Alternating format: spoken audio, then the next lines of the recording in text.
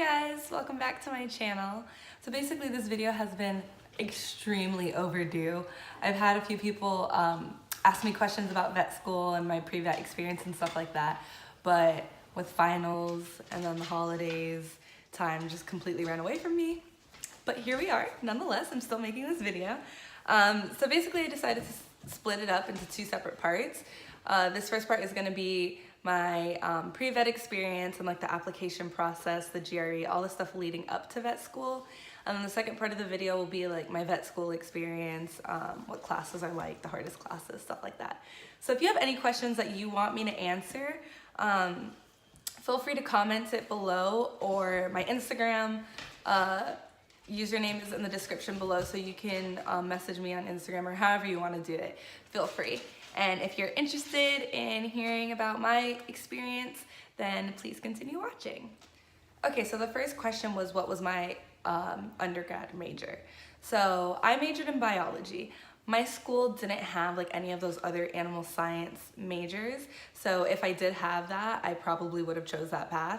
But for me, the best option was biology. So I would recommend probably doing like a pre-vet oriented major like animal science. That way you can get all your prerequisites done within your major. With the biology major, there's like a lot of courses that are required for vet school that aren't required for your major. So I kind of had to go like above and beyond and take extra credits to get the prereqs done. Please ignore my dog in the background.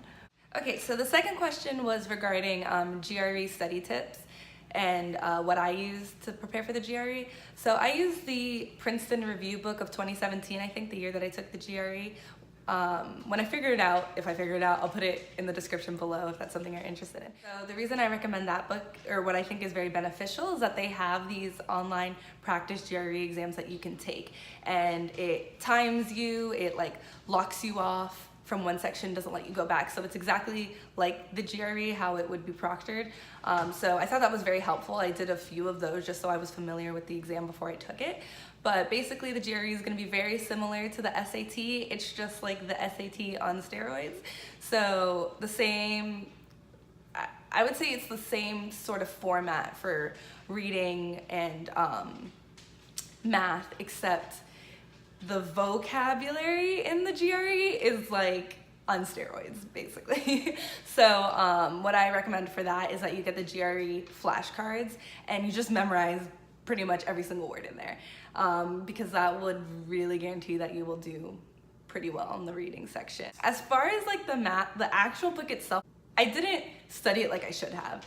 I did pretty decent on the SAT and I wasn't like extremely worried for the GRE. And I did well. Like I didn't get an amazing score, but I guess I was like a little bit above average. Obviously I don't recommend doing that and winging it the way I did. If I would have probably taken it a second time if I had the time, but I literally took it at the last minute and wasn't prepared. I'm a terrible student.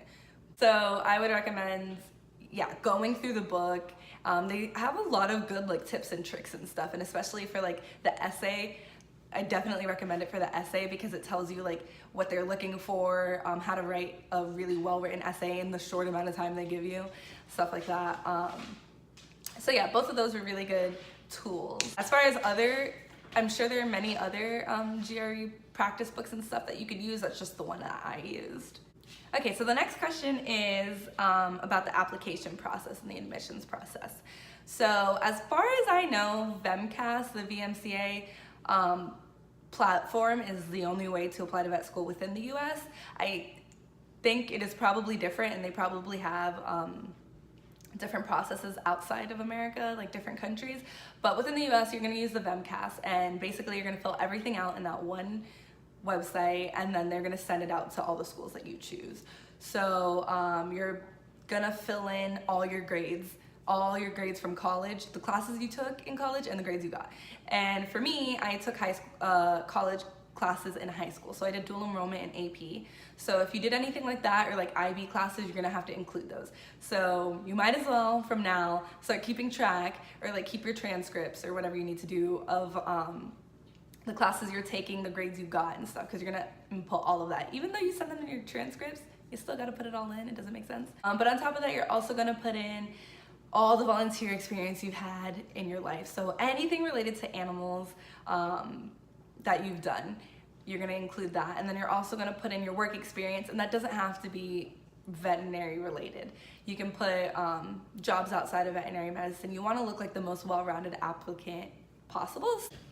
You are required to have a certain amount of hours within a veterinary clinic, so you wanna make sure that all of that is highlighted. They are pretty strict about that, so you wanna make sure that you have highlighted like all your experience that you've had. You're also gonna include 3 references, 2 veterinarians and 1 professor, like someone within academics. So if you have a favorite professor right now, or a professor that you think really knows you, or if you don't, I would start going to someone's office hours. Become familiar with someone so that they can write you a letter of recommendation, and also start having in mind like 2 veterinarians to ask that will write you good recommendations.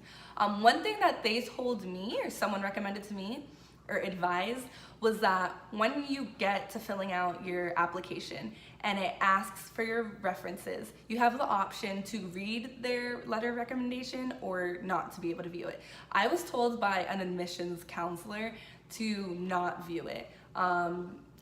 I'm not sure the exact reason. She just told me it looked better because it was, if you were electing to view it, it was like you were unsure about what they would write about you. And ideally you're putting people that are gonna write really good recommendations, so you shouldn't have concerns. I don't know, that's what she told me, so I put that because I was like, she knows better than I do. In addition to that, you're gonna include extracurriculars, so like clubs you're in. And I think it asks you like personal statements, little questions, trying to understand you as a person and your goals and ideals and stuff like that. And then outside of the VEMCAS, you need to look into each individual school that you're applying to, because they have like supplemental applications. So every school I applied to had its own application that I had to do in addition to the VEMCAS, and that I also had to pay for it in addition to the VEMCAS.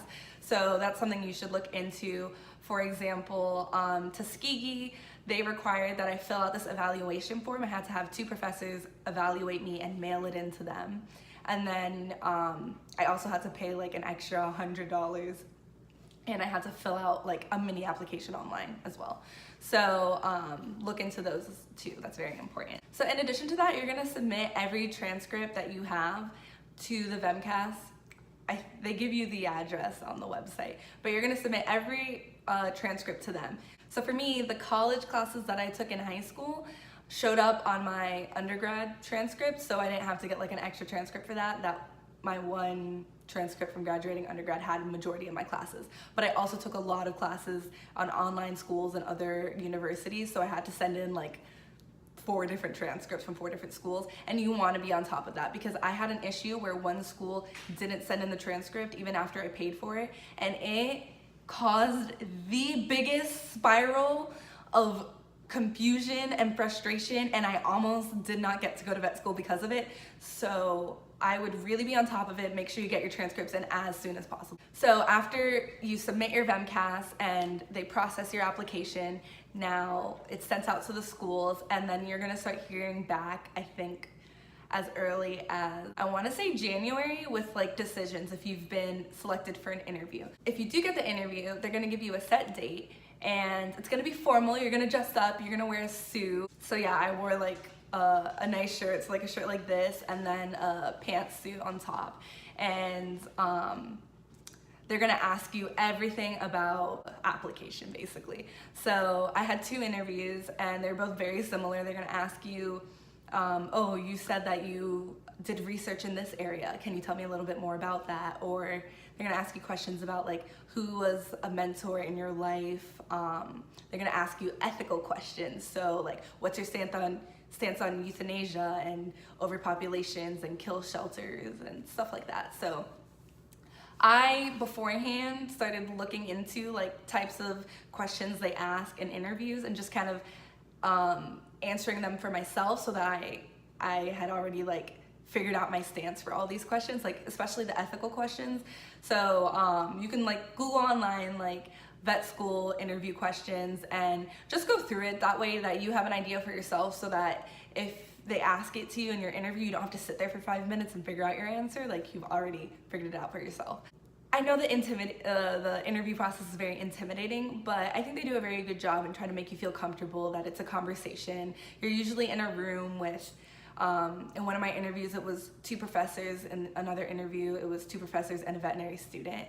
And they're all very friendly. They ask about your work experience. They ask why you want to be a veterinarian, stuff like that. So after the entire interview process, you'll probably hear back from the schools within like a month or so about whether or not you were accepted.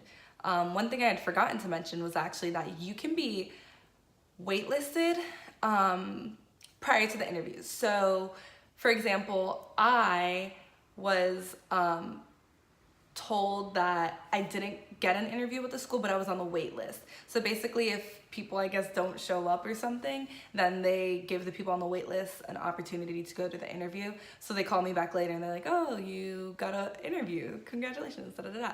So that's another possibility that you can have. That doesn't mean that you're not gonna get in, that you won't have the opportunity to get an interview. So waitlisting is still a very good chance.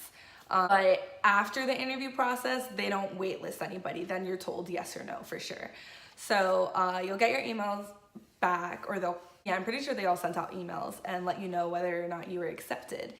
And then from there, you're pretty much gonna tell them whether or not you're gonna agree to go to that school. So if you got accepted to a bunch of different schools and you would pick the best, then that would be the best case scenario, right? Or you would let them know, no, you're not going, whatever it may be. One thing that was very different for me than maybe other students was that I graduated early. So I graduated a semester early, so I was done in the fall of 2017. I should have graduated in the spring of 2018, but since I finished a semester early, I was done at the same time as like the VEMCAS. Well, the VEMCAS was due in September and I was finishing in December. So certain schools, for example, so Tuskegee, for example, they had like 3 extra courses that no other school I was taking required. And so I had to get all of those done, and I was dumb and again waited until the last minute. I took them in the summer and I had to take all 3 of those courses in the summer online while I was working full time. And like very last minute, I literally sent in my transcripts as I was driving up to Tuskegee to move in. Like, it was a hot mess, but I definitely recommend that you look into those prereqs and make sure that you have everything done on time or as early as possible, so you're not left like me stressing. So another question I had was, did I apply to other schools? So I applied to 3 schools in total. I applied to Tuskegee University, the University of Florida, and Lincoln Memorial University. So I'm gonna tell you my mistake. I had spoken to a lot of current vet school students before I had started to apply for vet school. So one of the internships I had, we got a new vet school student extern every week. So, and this was for a whole summer. So every week I was meeting a new person, and I spoke to tons of current vet school students, and I would literally say like 9 out of 10 of them told me they didn't get into vet school on their first try. So automatically I have this idea that we already know vet school is difficult. More difficult than med school. It's more competitive. There are less vet schools in the US. But now everyone's telling me that they took multiple tries to get in. So I kind of went into this with the idea that I was gonna have to apply possibly a few more times. So stupidly, I was so sure that I wasn't gonna get into a vet school that I was like, I don't wanna spend all my money this round. Like, I'm just gonna apply to the schools that I really wanna go to, like my top 2 schools, and then I just threw in like Lincoln Memorial, I honestly like picked that out of the sky and was like, I'm just gonna go there, apply there too. And then I planned that like the next time around I was gonna apply to like a bunch of vet schools. Do not do that, because I got interviews from the schools and I had the opportunity to go to vet school, but all I did was limit myself, because if I had applied to all the schools that I originally wanted to, I could have had more options. So that's like my biggest regret, was just that I had limited myself from the very beginning, because I told myself I wasn't gonna get in, but you really don't know. But back to the original question. So Tuskegee, I knew a few veterinarians that had graduated from there, and one that's like very close to me. And then University of Florida because I live in Florida, I'm from Florida, so I want that I would have been able to stay in the state and get in-state tuition. Plus that University of Florida is the only vet school that I had visited before, so I was obsessed with their vet school. It's beautiful, it's huge. And then Lincoln Memorial, like I said, I honestly don't even know, like I plucked that from the air. But what happened was I ended up getting waitlisted from the University of Florida. I got the interview from Tuskegee, so I ended up going to both of those interviews. And then Lincoln Memorial, something weird happened where they told me they never got my application, so I don't even count that school. But I don't see how they didn't get my application because you apply to everything through the VMCAST, so if the other schools got it, I don't know how they didn't get it. Doesn't make sense to me, but whatever, it is what it is. And of course I chose Tuskegee, and I was asked why I chose Tuskegee. Because it was the school I got into. I didn't end up getting into UF, but they do this thing where they'll call you and they'll go over your entire application, your interview, everything with you, in case that you're gonna apply again next year, just so you know things to change or what you could improve on and stuff like that. So I thought that was very helpful. Basically, they were just telling me, like, of course you could always improve your GPA.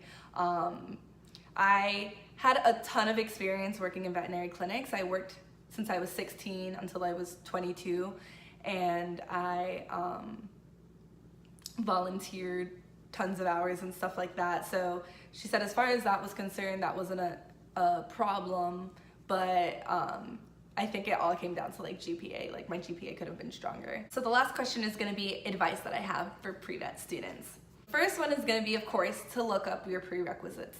Look up all the potential schools that you want to go to and look up their exact prerequisites, because it's not going to be the same for all of them.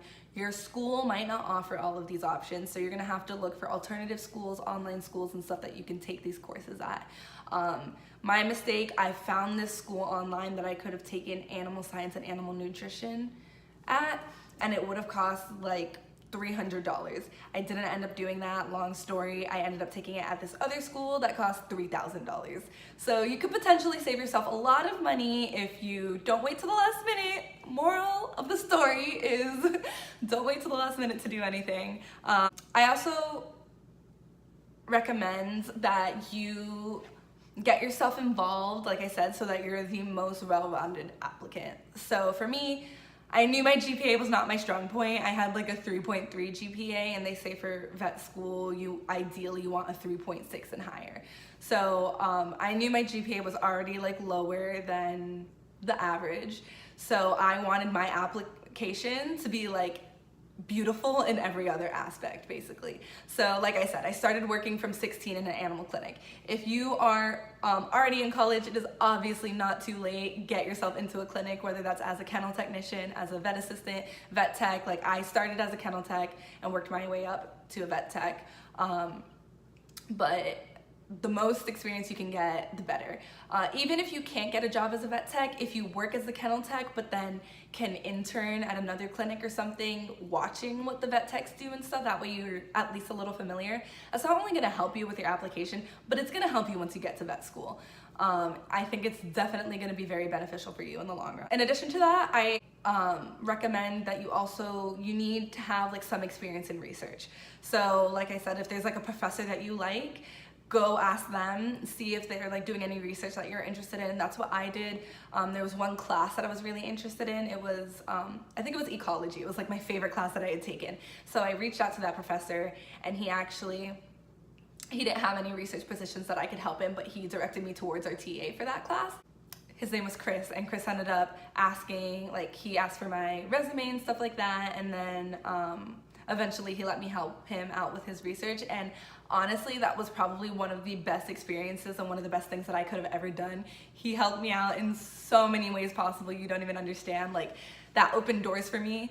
I was able to meet different professors. I wrote a research paper. I displayed my research to the school. I won a prize for it. I got to go to Panama and do a like overseas ecology trip in Panama and stuff like that. All from like this all stemmed from getting onto the research with him. So you don't know what types of doors these can open for you, and also it's just very good to get involved in a project.